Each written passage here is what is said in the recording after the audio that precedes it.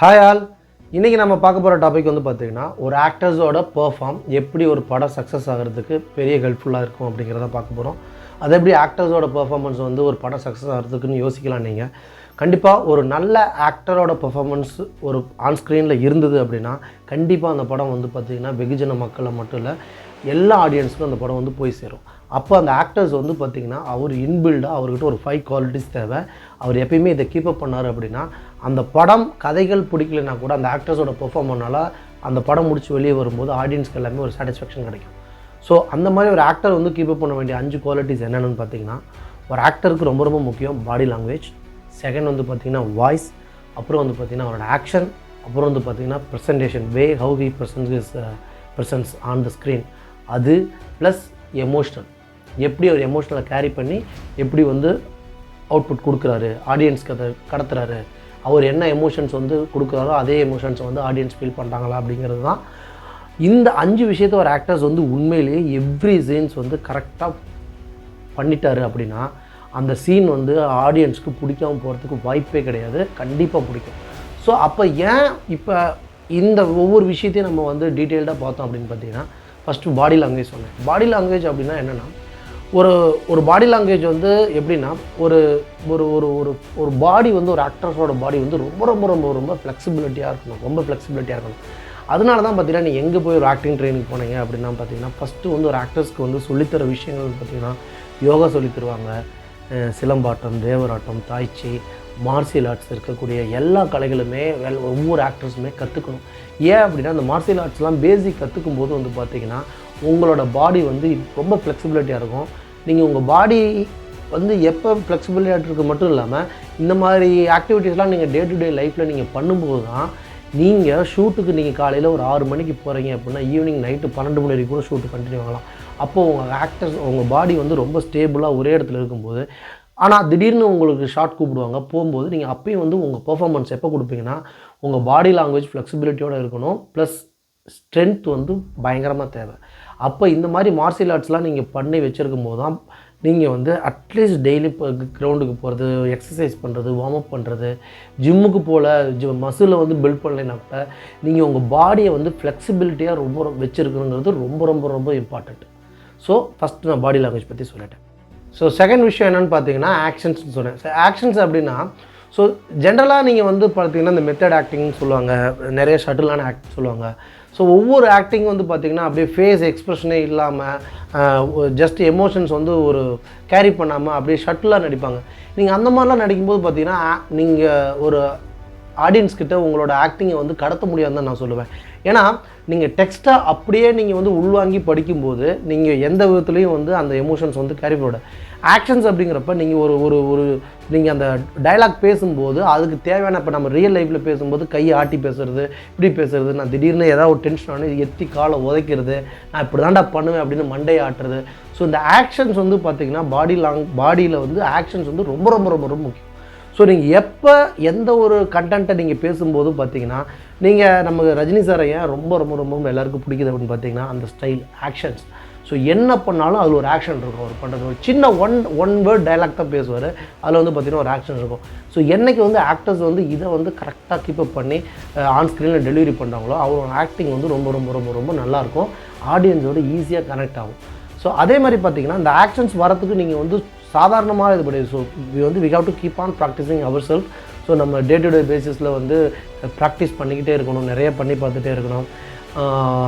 அப்போ தான் வந்து இந்த பாடி லாங்குவேஜும் உங்கள் வாய்ஸ் அண்ட் ஆக்ஷன்ஸ் எல்லாமே வந்து உங்களே அறியாமல் அதோட ஒரு அனிச்சை செயல்னு சொல்லுவாங்களே, பற்றி ஏதாவது ஒன்று நமக்கு சுட்டுதுன்னா டக்குன்னு கை சொருகிற மாதிரி இது வந்து ரியலாக நடக்கும். நீ பர்பஸாக பண்ணுற அப்படிங்கிற மாதிரி இருக்கக்கூடாது. ஓகே, மூணாவது நான் பேச போகிற டாபிக் வந்து வாய்ஸ். ஸோ ஒரு ஆக்டர்ஸ் வந்து வாய்ஸ் வந்து ரொம்ப ரொம்ப ரொம்ப ரொம்ப முக்கியம்.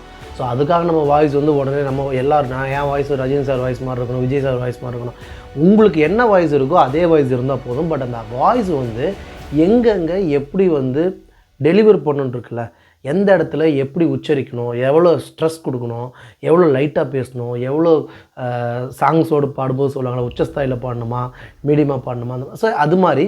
ஸோ இந்த வந்து நீங்கள் வாய்ஸ் ட்ரைனிங்கும் வந்து பார்த்திங்கன்னா நீங்கள் எடுத்துக்கிட்டே இருக்கணும். ஸோ அதனால தான் வந்து பார்த்திங்கன்னா நீங்கள் வந்து கூத்துப்பட்டறை இந்த மாதிரி ஆக்டர்ஸ் தேட்டர் ஓரியன்ட் நிறையா போனீங்கன்னா வாய்ஸ் வந்து ப்ராக்டிஸ் கொடுத்துக்கிட்டே இருப்பாங்க. ஜிப்ரீஷ்னு ஒரு லாங்குவேஜ், ஆக்சுவலாக இட்ஸ் நாட் ஒரு எந்த ஒரு லாங்குவேஜும் கிடையாது. பட் நீங்களாவே ஒரு புரியாத மொழியை ஸோ வாய்ஸ் ப்ராக்டிஸ் பண்ணி இந்த மாதிரி இது ஜிப்ரீஷுங்கிறது. ஸோ நம்ம ஜிகர்தண்டா படத்துலலாம் நீங்கள் பார்த்துருப்பீங்க. சும்மா வாய்ஸ் ப்ராக்டிஸ் பண்ணிகிட்டே இருக்கணும். ஸோ நம்ம த்ரோட்டை வந்து எப்பயுமே த்ரோட்டுக்கு டெய்லி எக்ஸசைஸ் கொடுக்கணும். ஒரு ஆக்டர்ஸ் வந்து நம்ம நினைக்கிற மாதிரி ஆன் ஸ்க்ரீனில் சாதாரணமாக வந்து நடிச்சுட்டு போகிறது கிடையாது. ஒரு ஆக்டர்ஸ்க்கு இவ்வளோ வேலைகள் இருக்குது. இதெல்லாம் நீங்கள் டே டு டே லைஃப்பில் பண்ணிக்கிட்டே இருக்கணும். வாய்ப்புகள் கிடைக்கலங்கிற பட்சத்தில் தாண்டி இந்த நீங்கள் வாய்ஸையும் டெவலப் பண்ணிகிட்டே இருக்கணும். இதெல்லாம் நீங்கள் பண்ணால் தான் ஆன் ஸ்க்ரீனில் போகும்போது எப்பயுமே ஒரு தங்கு தடைன்ட்டு கிளியராக இல்லை டப்பிங்கில் பார்த்துக்கலாம் அப்படிலாம் கிடையாது. இன்றைக்கி இருக்க டெக்னாலஜியில் வந்து பார்த்திங்கன்னா ரியலாக அப்படியே ரியலாகவே வந்து லைவ் வாய்ஸே வந்து எடுத்துக்கிற ஷூட்லாம் வந்து சம்டைம்ஸ் அமையும். நீங்கள் டப்பிங்கில் போய் மாற்றிக்கணும்னு சொல்ல முடியாது. டப்பிங்லேயுமே வந்து பார்த்திங்கன்னா ஒரு 5க்கு 5 ரூமு 10க்கு 10 ரூமில் நீங்கள் வெளில இருக்கும்போது உங்கள் வாய்ஸ் வந்து கரெக்டாக நீங்கள் த்ரோட் பண்ணணும். இல்லைன்னா கரெக்டாக டப்பிங் மேட்ச் ஆகும். ஸோ வாய்ஸ் வந்து ரொம்ப ரொம்ப ரொம்ப ரொம்ப முக்கியம். நீங்கள் அது வடிவேல் சாரோட பெர்ஃபார்மன்ஸ்லாம் பார்த்தீங்கன்னா தெரியும். வாய்ஸ் வந்து ரொம்ப கிளியராக இருக்கும். அந்த ஏற்ற இறக்கங்கள் மாடுலேஷன் அதெல்லாம் வந்து பார்த்திங்கன்னா வாய்ஸில் ரொம்ப பிரமாதமாக கொடுத்துருப்பாரு. ஸோ அது ரொம்ப முக்கியம். ஸோ 4வதாக பார்க்க போகிற விஷயம் எதை பற்றின்னு பார்த்தீங்கன்னா ப்ரெசன்டேஷன். எப்படி ஒரு ஆக்டர் வந்து ஆன் ஸ்க்ரீனில் அவரை ப்ரெசென்ட் பண்ணிக்கிறாரு அப்படின்னா எந்த மாதிரி ரோல் வேணால் பண்ணலாம். பிச்சைக்காரரோட வேடம் பண்ணலாம், திருடராக வேடம் பண்ணலாம், போலீஸாக பண்ணலாம், அட்வொகேட்டாக பண்ணலாம், டாக்டராக பண்ணலாம், ஒரு இன்ஜினியராக பண்ணலாம், ஒரு சயின்டிஸ்ட்டாக பண்ணலாம், ஒரு ஆட்டோக்காரராக பண்ணலாம், ஒரு ஒரு தூய்மை பணியாளர் கேரக்டராக பண்ணலாம். எந்த கேரக்டராக வேணால் ஒரு ஆக்டர் பெர்ஃபார்ம் பண்ணலாம். பட் அவரோட ப்ரெசன்டேஷன் இருக்குல்ல, ப்ரெசன்டேஷன் மீன்ஸ் நம்ம சொல்லுவாங்க ஆள் பாதி ஆடை பாதிப்பாங்க. கண்டிப்பாக நீங்கள் ஒரு கேரக்டர் வந்து என்ன தான் நீங்கள் வந்து பெஸ்ட்டு பெர்ஃபார்மராக இருந்தாலும் நீங்கள் உங்களோட ப்ரெசன்டேஷன் அப்படிங்கிறது ரொம்ப ரொம்ப ரொம்ப முக்கியம். ஸோ அந்த ஆடையே வந்து ஆள் பாதி ஆடை உங்கள் ஆடையே வந்து உங்களுக்கு காட்டி கொடுத்துரும். ஸோ அந்த ஆடை மட்டும் கிடையாது, இந்த ப்ரெசன்டேஷனில் வந்து பார்த்திங்கன்னா ஆடை, உங்கள் ஹேர் ஸ்டைல், ஸோ உங்களோட வே ஆஃப் ப்ரெசன்ட் வந்து எப்படி ஸ்க்ரீனில் இதாகிறீங்க, எப்படி வந்து லுக் கொடுக்குறீங்க, அதே மாதிரி உங்களை நீங்கள் வந்து அந்த கேரக்டருக்கு வந்து எப்படி உங்களை நீங்கள் பொருத்திக்கிறீங்க. ஸோ அப்படிங்கிறதெல்லாம் வந்து பார்த்திங்கன்னா ரொம்ப ரொம்ப ரொம்ப முக்கியம். ஸோ இதெல்லாம் நீங்கள் பண்ணி அந்த ப்ரெசன்டேஷன் கரெக்டாக கொடுத்து, அந்த வாய்ஸையும் கரெக்டாக கொடுத்து, அதே மாதிரி ஆக்ஷன்ஸையும் கரெக்டாக கொடுத்து, உங்கள் பாடி லாங்குவேஜும் கரெக்டாக மேட்ச் ஆகும்போது செம்ம ஃபுல்ஃபில்மெண்ட்டாக அந்த கேரக்டர் வந்து நிற்கும். பட் இதையெல்லாம் தாண்டி நீங்கள் ஃபைனலாக இன்னொரு விஷயம் கொடுத்தா தான் அந்த கேரக்டர் ஆடியன்ஸ் மைண்டில் போய் ரிஜிஸ்டர் ஆகும். அந்த விஷயம் என்னன்னு பார்த்தீங்கன்னா அதுதான் எமோஷன்ஸ். ஸோ 5ஆக பார்க்க போகிறது நம்ம எமோஷன்ஸ். ஸோ எமோஷன்ஸ் ஒரு ஆக்டர் வந்து எவ்வளோ தான் நான் சொன்ன மாதிரி body language, voice, actions plus presentation கொடுத்தாலும் எமோஷன்ஸை கரெக்டாக கேரி பண்ணி அதை ஆடியன்ஸ்க்கு டெலிவரி பண்ணுறதுலாம் அந்த கேரக்டரோட உயிரே இருக்குது.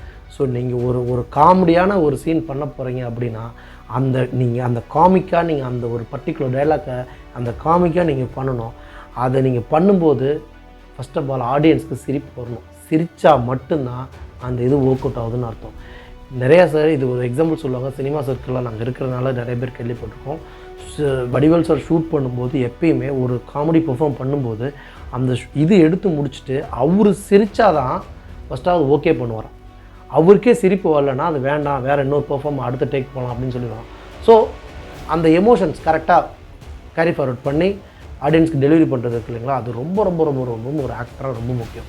ஸோ நம்ம சக்ஸஸ்ஃபுல் ஆக்டர், இவர் ஃபெயிலியர் ஆக்டர்னு சொல்கிறோம் அப்படின்னு பார்த்தீங்கன்னா நான் சொல்கிறத நீங்கள் வந்து அனலைஸ் பண்ணி பார்த்தீங்கன்னா தெரியும். யாரெல்லாம் ஒரு சக்ஸஸான ஆக்டராக இருக்காங்க, ஃபீல்டில் இருக்காங்க, யார் படத்தில் நீங்கள் ரொம்ப ரொம்ப விரும்பி பார்க்குறீங்களோ அந்த ஆக்டர்ஸ் கிட்ட பார்த்தீங்கன்னா நான் சொல்கிற விஷயங்கள் எல்லாமே இந்த இன்பில்ட் 5 குவாலிட்டிஸ் வந்து டீஃபால்ட்டாகவே இருக்கும். அப்படின்னா அவங்க டெவலப் பண்ணிகிட்டு இருப்பாங்க, இல்லை டெவலப் பண்ணியிருந்திருப்பாங்க. ஆனால் இந்த 5 குவாலிட்டிஸ் அவங்க இதில் வந்து பாடி அண்டு வாய்ஸ் அண்டு எல்லாத்துலேயுமே இருக்கும். அதனால தான் அந்த ஆக்டர்ஸோட பெர்ஃபார்மன்ஸை நம்ம எப்பயுமே ரசிக்க முடியுது. ஒரு ஆக்டர் எந்த மாதிரி ரோல் பண்ணாலும் அந்த ரோலுக்கு ஆப்ட் ஆகி அந்த தன்னோட பர்சனல் லைஃப்பில் இருக்கிற ஒரு ரஜினி சார் மறைஞ்சு அந்த கேரக்டரில் உள்ள ஒரு ஆட்டோக்காராக நடித்த அந்த ஆட்டோக்காரர் தெரிவார், ஒரு டாக்டராக நடித்த ஒரு டாக்டர் தெரிவார், எந்திரன் படத்தில் ஒரு ரோபோவாக வந்து ஒரு ரோபோ தெரிவார்.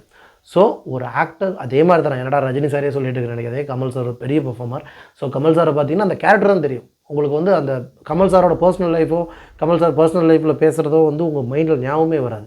அதே மாதிரி தான் Vijay sir, Ajith sir, Suriya sir, Vikram sir, Suriya sir, ஃபேமஸான actor Simbu sir, Dhanush sir, எல்லாருமே பார்த்தீங்கன்னா இன்றைக்கி ஒரு சக்ஸஸ்ஃபுல் ஆக்டராக இருக்காங்கன்னா அதுக்கு மெயின் ரீசன் பார்த்தீங்கன்னா இந்த இன்பில்ட் குவாலிட்டிஸ் இவங்க எல்லாமே ஒன்றும் வளர்த்துக்கிட்டு இருந்திருப்பாங்க. அப்படி இல்லைன்னா அவங்கள மெருகேற்றிக்கிட்டே இருப்பாங்க, இல்லைன்னா அவங்களுக்கே டிஃபால்ட்டாக இருக்கும். ஸோ இந்த 5 விஷயம் ரொம்ப ரொம்ப முக்கியம். நீங்களும் கண்டிப்பாக ஒரு ஆக்டர் ஆகணும்னு நினச்சிங்கன்னா இந்த வீடியோ உங்களுக்கு ஒரு மிகப்பெரிய ஹெல்ப்ஃபுல்லாக இருக்குன்னு நினைக்கிறேன். நீங்கள் அடுத்த ஒரு மூவி பார்க்கும்போது இந்த விஷயங்கள்லாம் ஒரு ஆக்டர்கிட்ட இருக்கான்னு பாருங்கள். அது இருக்கிறனால இந்த விஷயங்கள்லாம் மேட்ச் ஆகிறனால அந்த படம் வந்து அந்த சக்ஸஸ் ஆகிறதுக்கு எவ்வளோ ஹெல்ப்ஃபுல்லாக இருக்குங்கிறதையும் நீங்கள் நோட் பண்ணுங்கள். எதாக இருந்தாலும் நீங்கள் கமெண்ட் பண்ணுங்கள். தேங்க்யூ ஃபார் வாட்சிங். Thank you all.